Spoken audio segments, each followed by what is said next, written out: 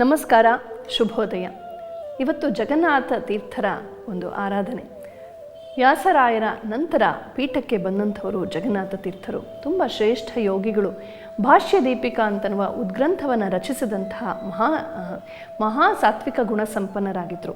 ಅವರ ಜೀವನದ ಒಂದು ವಿಶೇಷ ಅಂತಂದರೆ ಮಠದ ಮೇಲೆ ಆಕ್ರಮಣ ಮಾಡಿ ಅಲ್ಲಿನ ದೇವತಾ ವಿಗ್ರಹಗಳನ್ನು ನಾಶ ಮಾಡುವಂಥ ಕ್ರೂರ ತುರುಷ್ಕ ಸೈನಿಕರು ಅವರನ್ನು ಅಟ್ಟಿಸ್ಕೊಂಡು ಬಂದಾಗ ಆ ದೇವರ ಪೆಟ್ಟಿಗೆಯನ್ನು ತಾವೇ ತಲೆಯ ಮೇಲೆ ಹೊತ್ತುಕೊಂಡು ತುಂಗಭದ್ರಾ ನದಿಯಲ್ಲಿ ಸುಮಾರು 20 ಕಿಲೋಮೀಟರಷ್ಟು ದೀರ್ಘ ಈಜನ್ನು ಮಾಡಿದ್ರಂತೆ. ಹಾಗೆ ಈಜಿ ತಮ್ಮನ್ನೂ ಹಾಗೂ ದೇವರ ಪೆಟ್ಟಿಗೆಯನ್ನು ಉಳಿಸ್ಕೊಂಡು ಕಾಪಾಡಿದಂತಹ ಒಂದು ವೀರ ಕಥೆಯನ್ನು ಅವರ ವಿಷಯದಲ್ಲಿ ನಾವು ಕೇಳ್ತೀವಿ. ಹೀಗೆ ನಮ್ಮ ಧರ್ಮ ಸಂಸ್ಕೃತಿಯನ್ನು ಆಕ್ರಮಣಶೀಲರಿಂದ ದುಷ್ಟ ಬುದ್ಧಿಯಿಂದ ಈ ದೇಶವನ್ನು ಲೂಟಿ ಮಾಡಿ ಹಾಳು ಮಾಡಿ ಇಲ್ಲಿನ ಧಾರ್ಮಿಕ ಸಾಂಸ್ಕೃತಿಕ ವ್ಯವಸ್ಥೆಯನ್ನು ಅದರಲ್ಲಿ ಹಸ್ತಕ್ಷೇಪ ಮಾಡಿದಂತಹ ಕ್ರೂರಿಗಳ ಆಕ್ರಮಣಕಾರರ ವಿರುದ್ಧ ಪ್ರತಿಭಟಿಸಿ ತಮ್ಮ ಸಂಸ್ಕೃತಿ ಧರ್ಮವನ್ನು ಉಳಿಸ್ಕೊಳ್ಳೋದಕ್ಕೆ ಎಷ್ಟು ಜನ ಕಷ್ಟಪಟ್ಟಿದ್ದಾರೆ.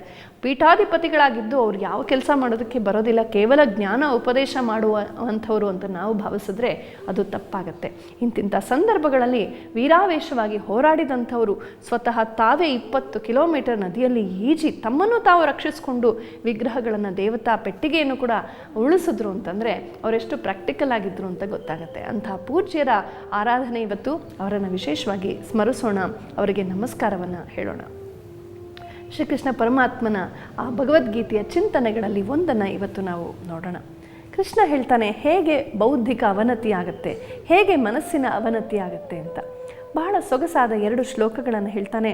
ಧ್ಯಾಯತೋ ವಿಷಯಾಂ ಪುಂಸಃ ಸಂಗಸ್ತೇಷೂಪಜಾಯತೆ ಸಂಗಾತ್ ಸಂಜಾಯತೆ ಕಾಮಃ ಕಾಮಾತ್ ಕ್ರೋಧೋಭಿಜಾಯತೆ ಕ್ರೋಧಾತ್ ಭವತೆ ಸಮ್ಮೋಹಃ ಸಮ್ಮೋಹಾತ್ ಸ್ಮೃತಿವಿಭ್ರಮಃ ಸ್ಮೃತಿಭ್ರಂಶಾತ್ ಬುದ್ಧಿನಾಶೋ ಬುದ್ಧಿನಾಶಾತ್ ಪ್ರಣಶ್ಯತಿ. ಬುದ್ಧಿ ಮತ್ತು ಮನಸ್ಸು ಹೇಗೆ ಅವನತಿ ಪಡಿತಾ ಹೋಗುತ್ತೆ ಅಂತನ್ನೋದನ್ನು ಟ್ರೇಸ್ ಮಾಡ್ತಾನೆ ಶ್ರೀಕೃಷ್ಣ ಭಾಳ ಸೊಗಸಾಗಿ. ಧ್ಯಾಯತೋ ವಿಷಯಾನ್ ಪುಂಸಃ ಸಂಗಸ್ತೇಷು ಉಪಜಾಯತೆ. ಯಾವುದೋ ಒಂದು ವಿಷಯವನ್ನು, ಯಾವುದೋ ಒಂದು ವಸ್ತುವನ್ನು, ಯಾವುದೋ ಒಂದು ಫಲವನ್ನು, ಯಾವುದೋ ಲೌಕಿಕವಾದ ಒಂದು ವಿಚಾರವನ್ನು ಮನುಷ್ಯ ಸದಾ ನೆನೆಸ್ಕೊಳ್ತಾ ಇದ್ದರೆ ಸಂಗಹತೇಷು ಉಪಜಾಯತೆ, ಅದರಲ್ಲಿ ನಮಗೆ ಸಂಘ ಅಟ್ಯಾಚ್ಮೆಂಟ್ ಉಂಟಾಗತ್ತೆ. ಯಾವುದೋ ಒಂದು ಸಣ್ಣ ಅಭಿಲಾಷೆ, ಆ ಅಭಿಲಾಷೆಯನ್ನು ಅಲ್ಲಿಗಲ್ಲದೆ ಕೈ ಬಿಡದೆ ಏನೋ ಅತಿಯಾಗಿ ಅಂಟಿಸ್ಕೊಂಡಾಗ, ಅದನ್ನೇ ನೆನೆಸ್ಕೊಂಡಾಗ ಅದು ಒಂದು ಸಂಘ ಉಂಟಾಗುತ್ತೆ, ಮೋಹ ಅಟ್ಯಾಚ್ಮೆಂಟ್ ಉಂಟಾಗುತ್ತಂತೆ. ಸಂಘ ಸಂಜಾಯತೆ ಕಾಮಃ. ಆ ಬಗೆಯ ಮೋಹದಿಂದ, ವ್ಯಾಮೋಹದಿಂದ, ಅದರ ನಿರಂತರ ಧ್ಯಾನದಿಂದ ಕಾಮ ಹುಟ್ಟತ್ತಂತೆ, ಅದು ನನಗೆ ಬೇಕು ಅಂತ. ಈ ಕಾಮ ಅಂತನ್ನುವುದು ಒಂದು ದೊಡ್ಡ ಪ್ರಾಬ್ಲಮ್ಮು. ನಮ್ಮ ಮನಸ್ಸನ್ನು ಡಿಸ್ಟ್ರಾಕ್ಟ್ ಮಾಡುವಂಥದ್ದು, ಧ್ಯೇಯದಿಂದ ವಿಚಲಿತಗೊಳಿಸುವಂಥದ್ದು. ಮುಖ್ಯವಾದ ಧ್ಯೇಯವನ್ನು ಮರೆತು ಯಾವುದೋ ಒಂದು ಸಣ್ಣ ವಸ್ತುವಿನ ಲಾಭವೇ, ಯಾವುದೋ ಒಂದು ಸಣ್ಣ ಪ್ರಾಪಂಚಿಕ ಲಾಭವೇ ನಮ್ಮ ಧ್ಯೇಯವಾಗಿಬಿಡುತ್ತೆ ಈ ಕಾಮ ಉಂಟಾದಾಗ.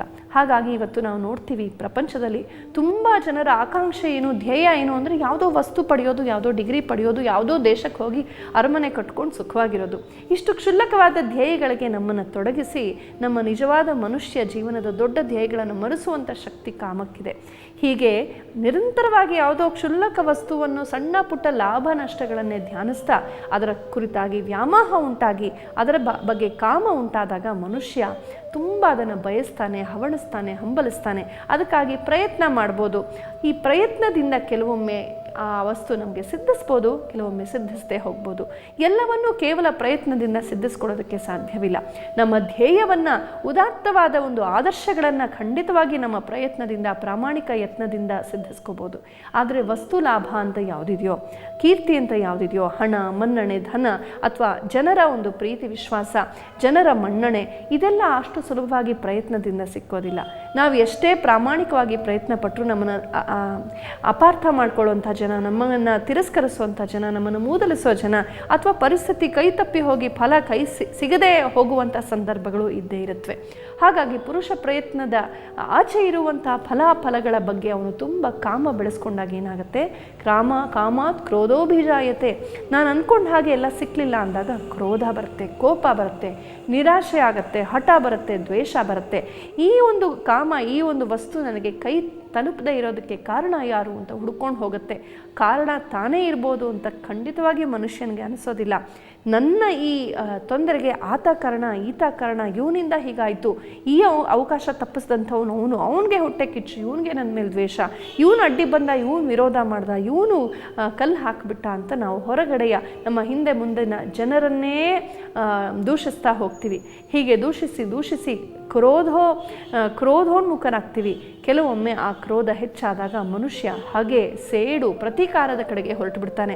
ಕೊನೆಗೆ ತನ್ನ ಜೀವನವೇ ಹಠ ಸಾಧಿಸೋದು, ಪ್ರತೀಕಾರ ಮಾಡೋದು, ಇನ್ನೊಬ್ಬರ ಮೇಲೆ ಗೂಬೆ ಕೂಡಿಸೋದು, ಅವರ ಕ್ಯಾರೆಕ್ಟರ್ ಅಸಾಸಿನೇಷನ್ ಮಾಡೋದು, ತನ್ನ ಸುತ್ತಮುತ್ತಲ ಜನ ಎಲ್ಲರೂ ಕಳಪೆ ಜನ, ಅವರನ್ನು ಹೇಗೆ ನಾನು ಹೀಯಾಡಿಸ್ಲಿ, ಹೇಗೆ ನಿಂದಿಸಲಿ, ಹೇಗೆ ಜಗತ್ತಿನ ದೃಷ್ಟಿಯಲ್ಲಿ ಅವರನ್ನು ಕಡಿಮೆ ಮಾಡಲಿ ಅಂತ ಯೋಚನೆ ಮಾಡೋದೇ ಅವನ ಜೀವನದ ಧ್ಯೇಯವಾಗಿ ಬಿಡುತ್ತೆ. ಇದು ಕಾಮದಿಂದ ಹುಟ್ಟಿದ ಕ್ರೋಧದ ಪರಿಣಾಮ. ಹಾಗಾಗಿ ಕಾಮಾತ್ ಕ್ರೋಧೋಭಿಜಾಯತೆ. ಕ್ರೋಧದಿಂದ ಏನಾಗುತ್ತೆ? ಕ್ರೋಧಾದ್ಭವತಿ ಸಂಮೋಹನ, ಇಲ್ಯೂಷನೈಸ್ ಆಗಿಬಿಡ್ತಂತೆ. ಮನುಷ್ಯ ಒಂದು ಬಗೆಯ ಭ್ರಾಂತಿ ಕೌತ್ಕೊಂಡ್ಬಿಡುತ್ತೆ. ಕ್ರೋಧ ಬಂದಾಗ ಮನುಷ್ಯನನ್ನು ನಾವು ಹೇಳ್ತೀವಿ ಅವನು ಕೋಪಾಂಧ, ಕ್ರೋಧಾಂಧ ಅಂತ. ಇಂಗ್ಲೀಷಲ್ಲಿ ಹೇಳ್ತೀವಿ he is blind with anger ಅಂತ. ಎಷ್ಟು ಚೆನ್ನಾಗಿದೆ ನೋಡಿ ಪದ. ಆ್ಯಂಗರ್ ಬಂದಾಗ, ಕ್ರೋಧ ಬಂದಾಗ ನಾವೇನಾಗ್ತೀವಿ ಅಂದರೆ ಅಂಧರಾಗ್ತೀವಿ, ಕಣ್ಣು ಕಾಣಿಸೋದಿಲ್ಲ. ಕೋಪದ ದೃಷ್ಟಿಯಿಂದ ನೋಡುವಾಗ ಎಲ್ಲವೂ ಕೂಡ ತಪ್ಪಾಗಿ ಕಾಣುತ್ತೆ, ಎಲ್ಲವೂ ಕೂಡ ಭಯಂಕರವಾಗಿ, ಎಲ್ಲವೂ ದೋಷಪೂರ್ಣವಾಗಿ ಕಾಣುತ್ತೆ. ಯಾಕೆ ಅಂದರೆ ನಮ್ಮ ಮನಸ್ಸನ್ನು ಇಲ್ಯೂಷನೈಸ್ ಮಾಡುತ್ತೆ, ಸಂಮೋಹನಗೊಳಿಸುತ್ತೆ ಈ ಕ್ರೋಧ ಅನ್ನೋದು ಮನಸ್ಸಿನಲ್ಲಿ ತುಂಬಿದಾಗ ನಮ್ಮಲ್ಲಿ ಬರುವ ನೆಗೆಟಿವ್ ಫೀಲಿಂಗ್ಸ್ ಅಷ್ಟಿಷ್ಟಲ್ಲ.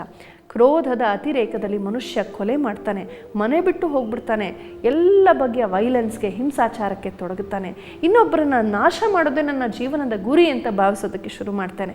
ನನ್ನ ಜೀವನಕ್ಕೆ ಬೇರೊಂದು ಗುರಿ ಇದೆ, ನನ್ನ ವ್ಯಕ್ತಿತ್ವದ ಆಳದಲ್ಲೇ ಅದ್ಭುತಗಳೆಲ್ಲ ಇವೆ, ಅದನ್ನು ಸಾಕ್ಷಾತ್ಕರಿಸ್ಕೋಬೇಕು ಅನ್ನೋದೆಲ್ಲ ಮರೆತು ಬಿಟ್ಟು ಅವರನ್ನು ಹಾಳು ಮಾಡ್ತೀನಿ, ಇವ್ರನ್ನ ಹಾಳು ಮಾಡ್ತೀನಿ, ಅವ್ರ ಮೇಲೆ ಸೇಡ್ ತೀರಿಸ್ಕೊಳ್ತೀನಿ, ಇವ್ರ ಮೇಲೆ ಸೇಡ್ ತೀರಿಸ್ಕೊಳ್ತೀನಿ, ಈ ಜಗತ್ತೇ ಸರಿಯಿಲ್ಲ, ಸಮಾಜವೇ ಸರಿಯಿಲ್ಲ, ಕಾಲವೇ ಸರಿಯಿಲ್ಲ, ಎಲ್ಲವೂ ಹಾಳಾಗೋಯ್ತು ಅಂತ ಒಂದು ಬಗೆಯ ಫ್ರಸ್ಟ್ರೇಷನ್, ಜಿಗುಪ್ಸೆ, ಕೋಪ, ತಾಪ, ನೆಗೆಟಿವಿಟಿ ಇದನ್ನು ಬೆಳೆಸ್ಕೊಳ್ತಾ ಹೋಗ್ತಾನೆ ಮನುಷ್ಯ. ಇದಕ್ಕೆಲ್ಲ ಕಾರಣ ತನಗೆ ಕೈಗೂಡದಿರುವಂತಹ ಕಾಮ.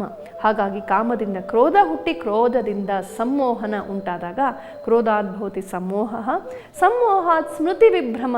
ಈ ಸಂಮೋಹ ಏನು ಮಾಡುತ್ತೆ? ಇಲ್ಯೂಷನೈಸ್ ಆಗುವಂಥ ವ್ಯಕ್ತಿ ಏನಾಗ್ತಾನೆ ಅಂತಂದರೆ ತನ್ನ ನಿಜವಾದ ಸ್ವರೂಪವನ್ನು, ನಾನು ಯಾರು, ನಾನು ಏನನ್ನು ಸಾಧಿಸಬೇಕಾಗಿದೆ, ಜೀವನದ ಅತ್ಯುನ್ನತ ಗುರಿ ಏನು, ಜೀವನದ ಘನತೆ ಏನು, ಯಾವುದು ಸರಿ, ಯಾವುದು ತಪ್ಪು, ಯಾವುದು ಧರ್ಮ ಕರ್ಮಗಳು, ಯಾವುದು ಮಾಡಬಾರದು, ಯಾವುದು ಮಾಡಬೇಕಾದದ್ದು, ಯಾರ ಮಾತು ಕೇಳಬೇಕು, ಯಾರ ಮಾತು ಕೇಳಬಾರ್ದು, ಯಾವ ಪರಂಪರೆಯನ್ನು ನಾವು ನಂಬಬೇಕು, ಯಾರನ್ನು ನಂಬಬಾರ್ದು, ಎಲ್ಲವನ್ನೂ ಕೂಡ ಕನ್ಫ್ಯೂಸ್ ಮಾಡ್ಕೊಂಡ್ಬಿಡ್ತಾನೆ. ಎಲ್ಲವೂ ಮರ್ತು ಹೋಗ್ಬಿಡುತ್ತೆ, ಸ್ಮೃತಿ ನಾಶವಾಗಿಬಿಡುತ್ತೆ. ತಾನು ಮತ್ತು ತನ್ನ ಜೀವನದ ಧ್ಯೇಯವನ್ನು ಮರ್ತಂಥ ವ್ಯಕ್ತಿ ಏನಾಗ್ತಾನೆ? ಸಮೋಹಾತ್ ಸ್ಮೃತಿ ವಿಭ್ರಮ ಸ್ಮೃತಿಭ್ರಂಶಾತ್ ಬುದ್ಧಿನಾಶ. ತನ್ನ ಧ್ಯೇಯವನ್ನೇ ಮರೆತಂಥ ವ್ಯಕ್ತಿ, ತನ್ನ ಜೀವನದ ಗುರಿಯನ್ನೇ ಮರೆತಂಥ ವ್ಯಕ್ತಿ, ತನ್ನ ಆತ್ಮ ಸ್ವರೂಪವನ್ನೇ ಮರೆತಂಥ ವ್ಯಕ್ತಿ ಸಹಜವಾಗಿ ಸ್ಮೃತಿಭ್ರಂಶಾತ್ ಬುದ್ಧಿನಾಶ, ಬುದ್ಧಿಯನ್ನು ಕಳ್ಕೊಂಡ್ಬಿಡ್ತಾನೆ, ಯದ್ವಾ ತದ್ವಾ ವರ್ತಿಸ್ತಾನೆ. ಯಾವುದೋ ಒಂದು ಎಮೋಷ್ನಲ್ ಔಟ್ಬರ್ಸ್ಟಲ್ಲಿ, ಕೋಪದಲ್ಲಿ, ದ್ವೇಷದಲ್ಲಿ ಅವ್ರ ಮೇಲಿರುವಂಥ ಪೂರ್ವಗ್ರಹಗಳನ್ನೇ ಇಟ್ಕೊಂಡು ಆ ಒಂದು ಪೂರ್ವಗ್ರಹಗಳ ಆಧಾರ ಮೇಲೆ ವಿವೇಚನೆ ಮಾಡುವಂಥ ವ್ಯಕ್ತಿ ಎಲ್ಲವನ್ನ ತಪ್ಪಾಗೆ ತಿಳಿತಾ ಹೋಗ್ತಾನೆ. ತಾನೇ ಬುದ್ಧಿಜೀವಿ, ತಾನೇ ಬುದ್ಧಿವಂತ ಅಂತ ಭ್ರಮಿಸುವಂಥ ವ್ಯಕ್ತಿ ಮಾಡೋದೆಲ್ಲ ತಪ್ಪಾಗ್ತಾ ಹೋಗುತ್ತೆ. ಬುದ್ಧಿನಾಶಾತ್ ಪ್ರಣಶ್ಯತಿ. ಹೀಗೆ ತಪ್ಪು ಮಾರ್ಗ ಹಿಡಿದು ಬುದ್ಧಿಯನ್ನು ತಪ್ಪು ಮಾರ್ಗದಲ್ಲಿ ಪ್ರವರ್ತಿಸಗೊಟ್ಟಂಥ ವ್ಯಕ್ತಿ ಕೇವಲ ಒಂದು ನೆಗೆಟಿವಿಟಿಯಲ್ಲಿ, ನಕಾರಾತ್ಮಕವಾದ ಭಾವುಕತೆಯ ಭರದಲ್ಲೇ ಜೀವನವನ್ನು, ತನ್ನನ್ನು, ಪರಿಸ್ಥಿತಿಯನ್ನು ಅರ್ಥ ಮಾಡ್ಕೊಳ್ಳುವಂಥ ವ್ಯಕ್ತಿ ನಾಶದ ಹಾದಿಯನ್ನು ಹಿಡಿತಾನೆ. ಎಲ್ಲಿಂದ ಎಲ್ಲಿಗೆ ಬರ್ತಾನೆ ಮನುಷ್ಯ ಅಂತ ಎಷ್ಟು ಸುಂದರವಾಗಿ ಮನೋವೈಜ್ಞಾನಿಕ ನೆಲೆಯಲ್ಲಿ ಶ್ರೀಕೃಷ್ಣ ವಿಶ್ಲೇಷಿಸ್ತಾನೆ. ಹಾಗಾಗಿ ಯಾವ ವಸ್ತುವನ್ನು ಧ್ಯಾನಿಸ್ತೀವಿ, ಬಯಸ್ತೀವಿ ಅಂತನ್ನೋದ್ರ ಬಗ್ಗೆ ನಾವು ತುಂಬ ಎಚ್ಚರ ವಹಿಸಬೇಕು. ಆ ಬಯಕೆಯೇ ನಮ್ಮನ್ನು ಉದ್ಧಾರದ ಹಾದಿಯಲ್ಲಿ ಅಥವಾ ಅವನತಿಯ ಹಾದಿಯಲ್ಲಿ ಕರ್ಕೊಂಡು ಹೋಗುತ್ತೆ ಅಂತ ಎಚ್ಚರವನ್ನು ಶ್ರೀಕೃಷ್ಣ ಹೇಳ್ತಾನೆ. ಈ ಎಚ್ಚರಿಕೆ ನಮಗೆಲ್ಲ ಕೂಡ ಮಾನ್ಯವಾಗಲಿ. ಜೀವನದಲ್ಲಿ ನಾವು ಸರಾಸರಿಗಳನ್ನು ಕೃಷ್ಣನ ಮಾತಿನ ಬೆಳಕಲ್ಲಿ ಕಂಡುಕೊಳ್ಳೋಣ. ನಮ್ಮ ಬಾಳಿನ ಕ್ಷಣ ಕ್ಷಣವೂ ಆಗಿರಲಿ ನಿತ್ಯ ನೂತನ. ನಮಸ್ಕಾರ.